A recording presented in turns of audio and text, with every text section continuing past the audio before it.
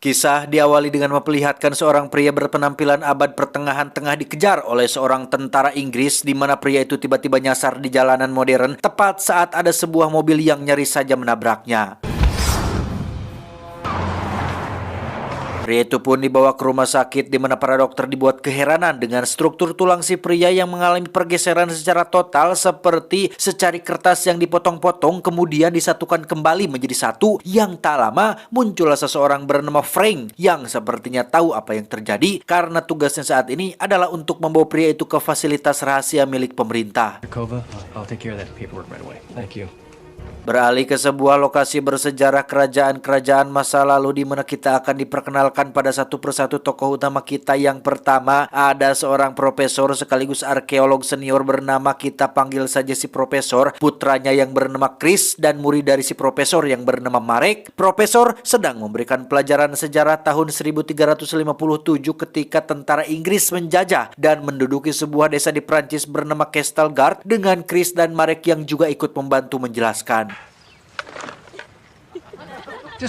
Malamnya, Profesor berpamitan kepada Chris anaknya untuk pergi memenuhi undangan dari salah satu divisi rahasia pemerintah yang sedang membutuhkan pengetahuan sejarahnya, di mana kita juga akan diperkenalkan pada salah satu murid Profesor yang juga sama-sama seorang arkeolog bernama Kate yang kebetulan sedang berada di dalam lubang mencari benda-benda prasejarah peninggalan dari masa lalu.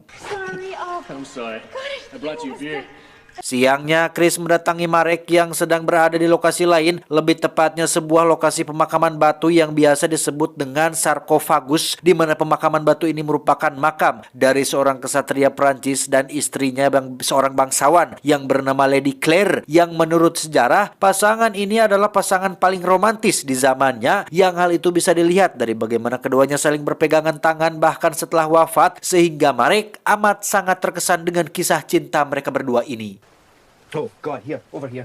Now this night, he's only got one. Semua orang pun dikejutkan oleh temuan benda bersejarah di dalam lubang penggalian, di mana Marek dan Kate pun turun ke bawah dengan dibantu oleh para mahasiswa yang ada di sana. Betapa terkesannya mereka berdua saat menemukan berbagai benda bersejarah termasuk dinding biara yang kondisinya sudah rusak. Kate sempat mencaci maki orang yang dengan nekat atau teganya sudah merusak dinding indah ini, namun belum sampai melihat secara keseluruhan, Kate dan Marek harus sudah bergegas naik sebelum dinding ini menimpa mereka berdua.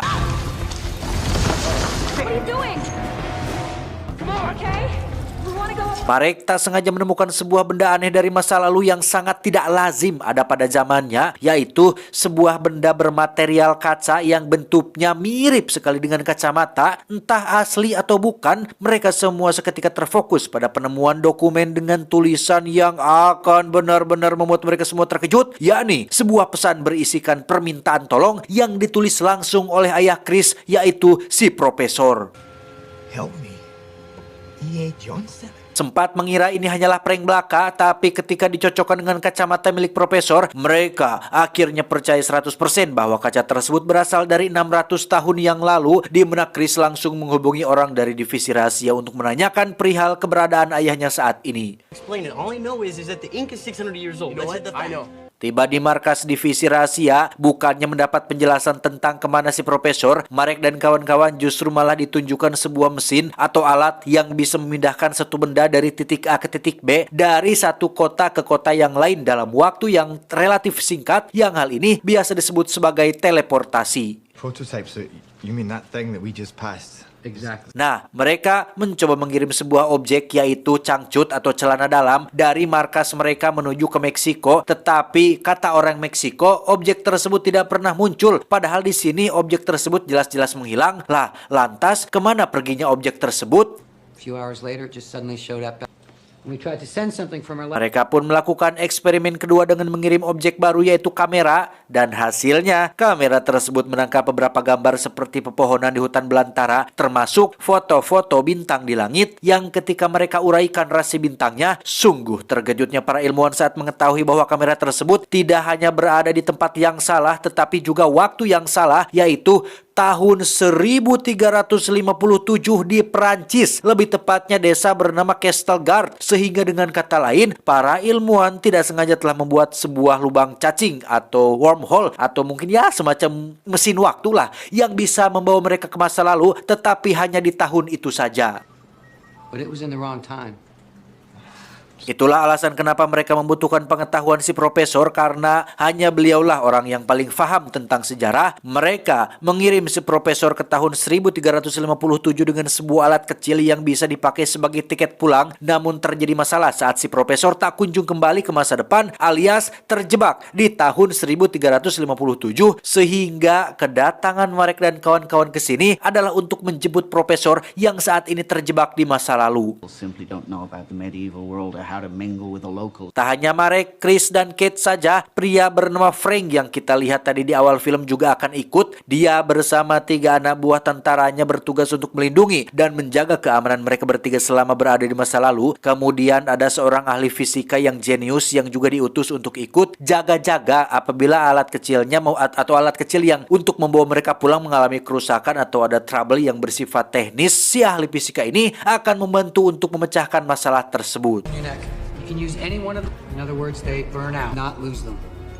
Setelah masing-masing dari mereka diberi kalung alias alat kecilnya dan sudah berpakaian seperti tahun 1357, Marek dan kawan-kawan akan masuk ke dalam sebuah alat besar yang di tengahnya terdapat inti reaktor atau reaktor inti dengan dinding-dinding yang dipenuhi oleh cermin, yang mana proses ini akan sedikit menyakitkan oleh karena tubuh mereka akan diuraikan menjadi sekecil atom dan disutukan kembali seperti semula.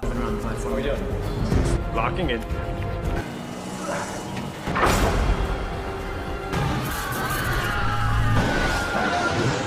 Dan inilah lorong waktu. Dan inilah timeline.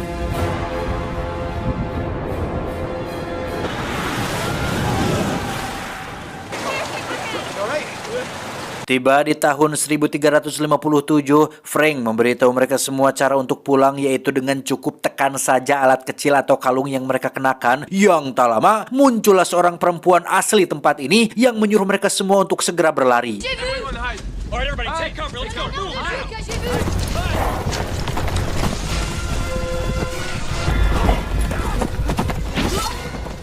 Sungguh sial bagi ketiga anak buah Frank yang harus mati oleh tentara Inggris, di mana satu di antaranya sempat mengambil granat tepat saat tentara Inggris berhasil melepaskan beberapa anak panah, sehingga ketika si tentara kembali ke markas, granat tersebut pun jatuh ke lantai dan mengakibatkan mesin waktunya mengalami kerusakan yang sangat parah.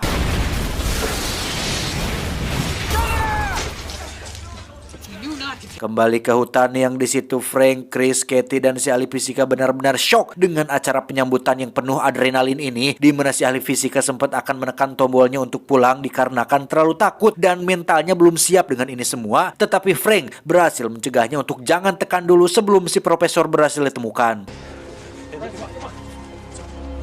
Marek sendiri terpisah dari yang lain yang secara kebetulan mempertemukan dia dengan wanita yang tadi berlari, alias warga pribumi asli dari zaman ini, di mana mereka sempat ketahuan, meski akhirnya Marek terpaksa membunuh satu tentara Inggris atas dasar membela diri.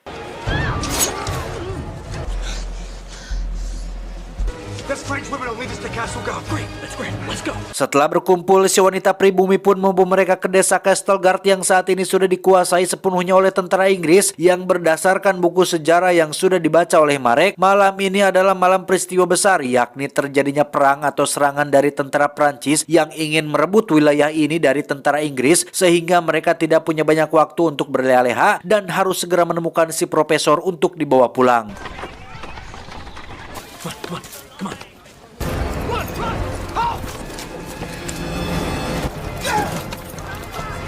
Sungguh sial nasib mereka saat tentara Inggris berhasil menyergap dan menangkap mereka untuk dibawa menghadap langsung sang pimpinan tertinggi pasukan Inggris yang bernama Lord Oliver. Ini bebenguknya, beliau sangat benci sekali dengan Prancis termasuk orang-orangnya, yang hal itu dibuktikan dengan pembantaian yang dia lakukan terhadap seluruh penduduk desa asli desa Castlegard ini, sehingga kemunculan Marek dan kawan-kawan tentu menjadi pertanyaan besar tentang dari mana asal mereka dan apa tujuan datang ke tempat ini.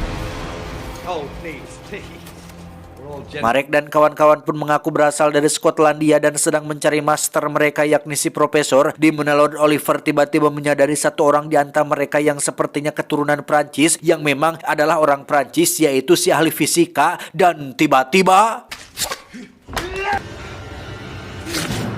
ya, Satu-satunya orang jenius di kelompok ini pun mati mengenaskan, sementara Marek dan kawan-kawan dimasukkan ke dalam kurungan bersama dengan si profesor yang ternyata masih hidup dengan kondisi fisiknya yang mulai melemah. Marek pun penasaran dengan apa yang profesor tawarkan kepada Oliver sampai-sampai beliau dibiarkan tetap hidup. Ternyata si profesor terpaksa menawarkan sebuah senjata yang belum ada pada zaman ini, atau mungkin saja pengetahuannya belum sampai ke situ, yaitu sebuah senjata bernama api Yunani yang terdiri dari belerang, kapur tohor, dan minyak bumi, yang apabila api ini disiram dengan air maka justru akan semakin membesar. Sehingga itulah yang membuat Lord Oliver tertarik dan membiarkan si profesor tetap hidup. Shakespeare, what the hell's a magister? It's a scientist. Si wanita sendiri harus menghadapi Lord Oliver yang berhasil mengetahui jika dialah yang membawa Marek dan kawan-kawannya ke desa ini, sementara Kate dan yang lain nampak sedang berpikir untuk mencari cara untuk keluar dari kurungan ini yang berbekal pengetahuan 600 tahun dan pemikiran yang lebih maju dan modern. Tentulah mereka jauh lebih pintar, cerdas dibandingkan dengan orang-orang yang pada zaman ini, sehingga itulah yang membuat Kate nekat naik ke atap gubuk untuk membuka pintu kurungannya dari luar.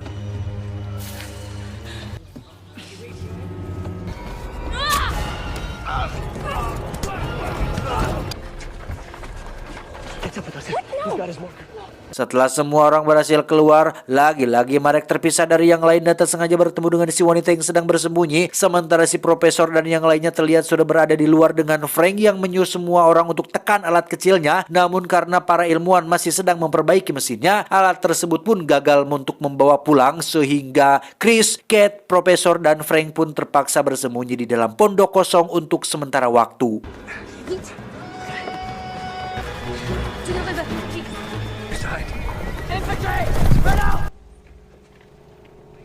Tak lama Lord Oliver pun memerintahkan pasukannya untuk memeriksa semua pondok di mana si profesor dan Frank pun harus tertangkap, sementara Chris dan Kate berhasil kabur melalui jalur lain hingga mereka berdua bisa kabur dari desa tersebut.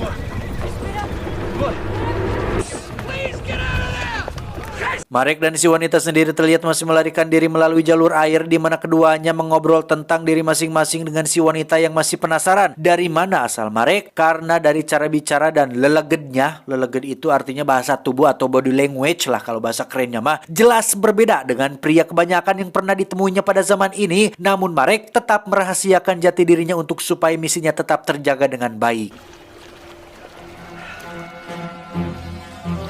Tibalah mereka di seberang. Di situ sudah ada pasukan Prancis yang menunggu si wanita, di mana seorang komandan Prancis tiba-tiba memanggil wanita ini dengan sebutan Claire alias Lady Claire. Yang sungguh terkejutnya Marek saat baru menyadari jika wanita yang sedari tadi bersamanya ternyata adalah seseorang yang selama ini dikaguminya, yang makamnya sendiri diabadikan dalam bentuk sarkofagus alias makam batu yang sempat kita lihat di adegan awal tadi. Lady Claire. Lady. Si komandan pun sangat berterima kasih kepada Marek karena telah menyelamatkan adiknya dari genggaman Lord Oliver yang jahat, di mana si komandan mengungkapkan bahwa malam ini mereka berencana untuk menyerang tentara Inggris di istana di atas bukit. Alih-alih akan ikut ke tempat aman bersama Lady Claire, Marek justru berencana untuk kembali ke desa menyelamatkan teman-temannya, sehingga Lady Claire yang khawatir pun memberikan sedikit kecupan di pipi sebagai rasa terima kasih sekaligus penyemangat agar Marek bisa menjaga dirinya dengan baik. Passez, messieurs. Allez, bougez, bougez. Tak lama setelah berpisah dengan Claire dan pasukan Prancis, Marek justru harus tertangkap oleh beberapa tentara Inggris yang sedang melakukan sweeping. Begitupun dengan Claire yang juga ikut tertangkap setelah dia memilih memisahkan diri dari kakaknya. Marek pun dijadikan tawanan bersama dengan si profesor dan Frank, yang di situ mereka mungkin akan terkejut untuk kesekian kalinya saat baru menyadari jika salah satu tentara Inggris yang berada di dekatnya adalah Will, mantan anak buahnya yang sempat terpisah dari kelompok dan harus bertahan hidup selama 1 tahun di zaman ini. Bermodalkan pengetahuan dan taktik militer, Will berhasil mengambil hati Lord Oliver hingga dipercaya sebagai salah satu kapten perang di pasukan Inggris, di mana Will tiba-tiba menusuk Frank akibat dendam dan sakit hati ditinggalkan sendirian di zaman ini tanpa adanya itikat baik dari Frank yang setidaknya datang kembali untuk menjemput. So did I!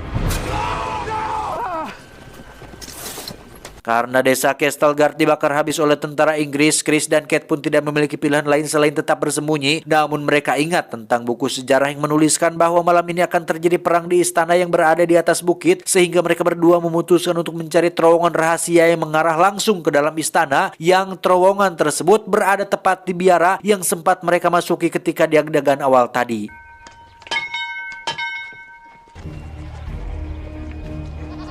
Setibanya di biara, sudah ada beberapa pendeta yang menyambut mereka dengan hangat karena memang si profesor sebelumnya sudah pernah datang ke sini, bahkan meletakkan sebuah catatan dalam bentuk dokumen lengkap dengan kacamata, sehingga sekarang semuanya menjadi masuk akal dengan bagaimana si profesor mengirim permintaan tolong kepada Chris yang berada di masa depan.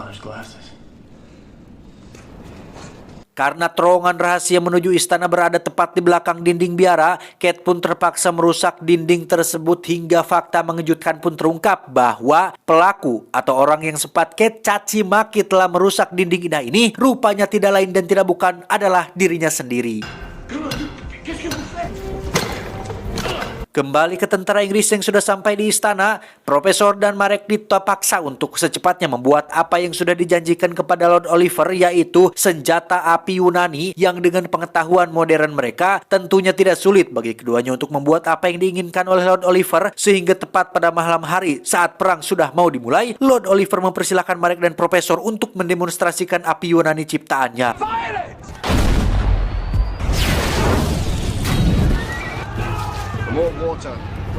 Dan ya, api tersebut terbukti semakin membesar ketika disiram dengan air, sehingga Lord Oliver segera meminta mereka berdua untuk buatkan 20 lagi api seperti itu, karena jika mereka menolak, maka Lord Oliver mengancam akan mengganti password akun Gmail mereka berdua.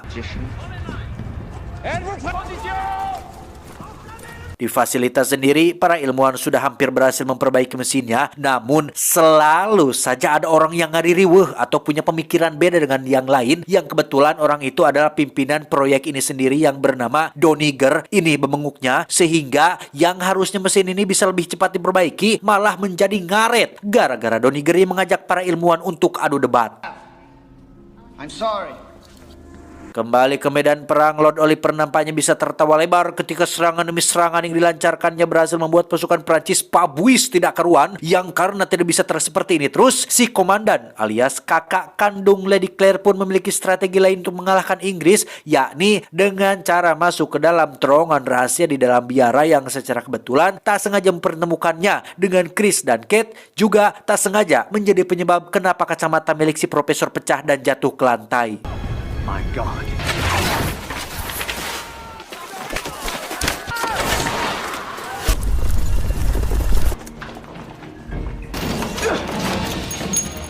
Sempat terkejut oleh kemunculan si komandan, Chris dan Kate akhirnya tahu bahwa Prancis berada di pihak mereka, sehingga ketika mereka semua sudah berada tepat di bawah istana, ketiganya pun segera keluar dan melakukan serangan kejutan dari dalam istana. Di detik-detik riuh itulah Marek mengambil kesempatan untuk menyelamatkan Claire dari jerat tali yang mengalung di lehernya, dan tiba-tiba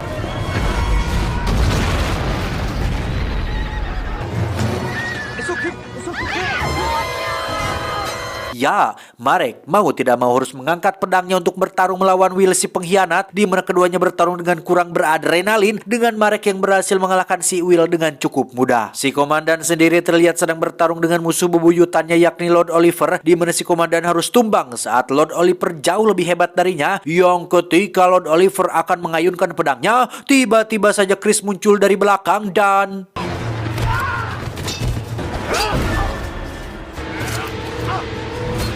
kematian Lord Oliver menjadi tanda kemenangan bagi tentara Prancis yang berhasil merebut kembali istana sekaligus tanah pertiwi mereka, tepat saat mesin waktunya selesai diperbaiki berkat salah satu ilmuwan yang berhasil atau nekat mengurung Doniger di dalam satu ruangan. Namun masalahnya, Chris dan kawan-kawan hanya punya waktu 1 menit untuk pulang, di mana Marek memilih untuk tetap tinggal di zaman ini demi untuk Claire yang menjadi wanita idamannya.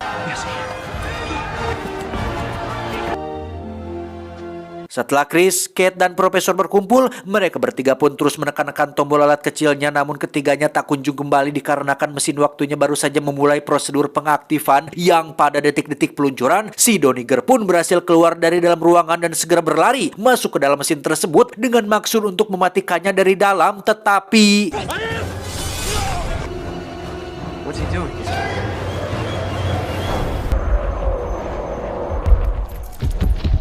Ya, sungguh apes nasib Doniger yang harus tewas di tahun 1357 gara-gara terlambat keluar dari dalam mesinnya, sedangkan Chris, Kate, dan si profesor berhasil kembali ke masa depan dengan selamat walafiat, sehat, dan jaya sentosa.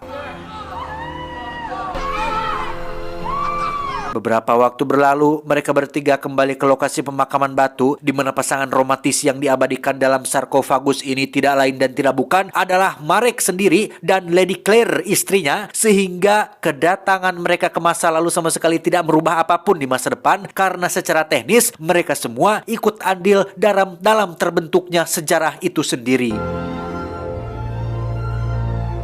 Tamat ending yang cukup membagongkan. Pesan yang bisa kita ambil dari film ini adalah jangan bolos pelajaran sejarah. Itu, saya John mewakili jajaran direksi yang bertugas mengucapkan terima kasih dan sampai jumpa di video selanjutnya. Adios, celana boxer Napoleon Bonaparte.